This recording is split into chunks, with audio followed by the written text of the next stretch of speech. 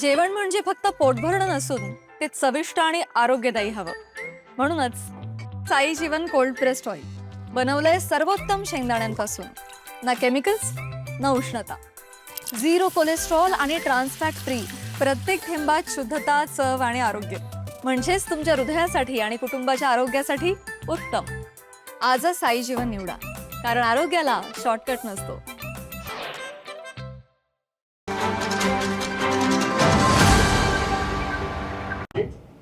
असं आहे की महिला आयोगाकडनं आमची अपेक्षा आहे की सर्व जिथे जिथे महिलांच्या अत्याचार तिथे पोचा,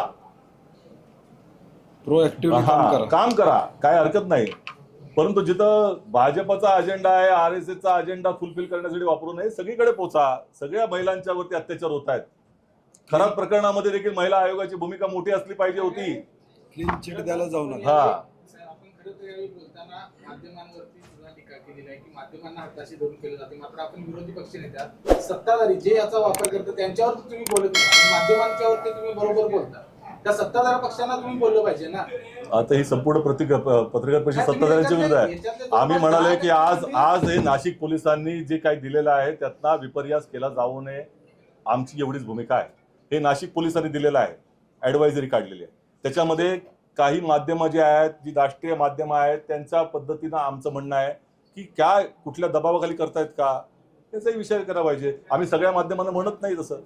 हे जे ॲडवायझरी आहे ही जर काढल्याची वेळ जर नाशिक पोलिसांना आली असेल तर ती हतबलता दिसते पोलिसांची.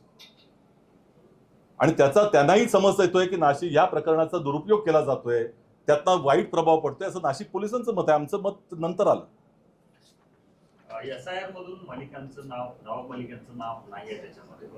2002 ची यादी आहे, त्या यादीमध्ये त्यांचं नाव नाही असं करते की एखादं विधेयक केंद्र सरकारनं आणलंय आणि ते अशा पद्धतीनं ते नामंजूर झाले. कसं बघताय? विरोधकांची एकजूट या निमित्तानं पाहायला मिळाली निश्चितपणे, आणि ते आम्हाला समाधानकारक आहे. याचं कारण आहे की या देशामध्ये गेल्या 12 वर्षामध्ये ज्या पद्धतीनं सरकार चालवलं आहे त्यामुळे त्याच्या माध्यमातून संविधानावरती आणि लोकशाहीवरती वेगवेगळ्या पातळीनं आक्रमण होत आहे आणि हे थोपवणं अत्यंत आवश्यक आहे. काल ज्या पद्धतीने तो घाट घातला होता ते देखील संविधानावरती, या निवडणूक ढाच्यावरती, निवडणुकीच्या नकाशावरती आक्रमण होतं आणि हे समोरच आलेलं आहे, उघडी पडलेलं आहे. त्यामुळे नारी शक्ती विधेयक हे 2023ला मंजूर झालं असताना पुन्हा जे आणलं गेलं आणि दाखवलं आणला गेला की महिलांना आम्ही न्याय देऊ इच्छितो, तर तो 2023ला काय दिला होता. आणि सगळ्या देश पातळीवरती आता हा प्रश्न आहे जो राहुल गांधीजींनी काल विचारला. याच्या मागे जे खऱ्या अर्थानं कारण आहे ते त्या 16 आकड्यामध्ये आहे. हा 16 नंबर काय आहे, ही 16-16 क्या है, ये 16-16 हा प्रश्न पूर्ण देश पातळीवरती जनता विचारते.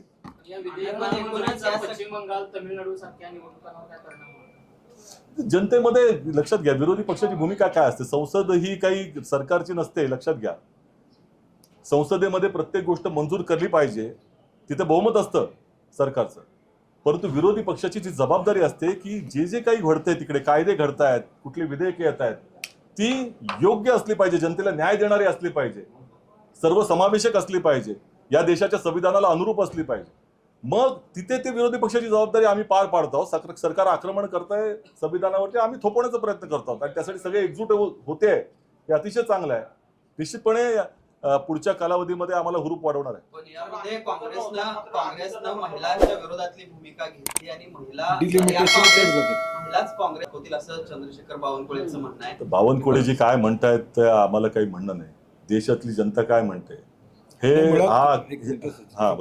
प्रकरण झाली, मात्र अजितदादा प्रकरणावर आजही कोण बोलायला तयार? त्यांची राष्ट्रवादी सोडून सगळे बोलतात. मुंबईमध्ये 164 शाळा अनधिकृत ठरवण्यात आलेल्या आहेत, त्याच्याकडे कसं बघता तुम्ही? कुठल्या? मुंबईमध्ये 164 शाळा अनधिकृत ठरवण्यात आलेल्या. पहिली गोष्ट अशी की आतापर्यंत झोपलं होतं का सरकार, हे आम्ही मुंबईसारख्या शहरामध्ये जर असं होत असेल असं त्यांचं म्हणणं आहे, तर मग हे सरकारचं अपयश आहे ना. तुम्ही लक्ष ठेवलं पाहिजे तुमचे अधिकारी काय करत होते. तुमचा काय प्रश्न होता?